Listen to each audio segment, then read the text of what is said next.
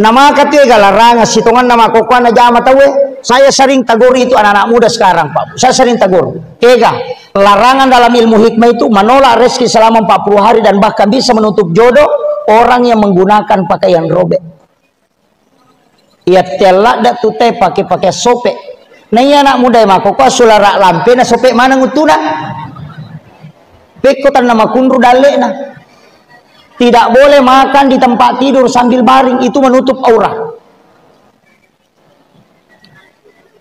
Dia namanya laku-laku anak darah itu nang kana darah tu lilimat manrelio konratin rona sak baraki. Mulai ko matengah to ni dio ele pajai ni.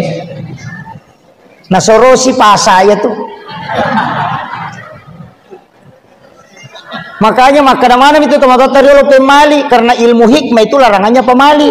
Biasanya pemali ya kamu pikau ide madosa cuma napangarui kehidupan linomu.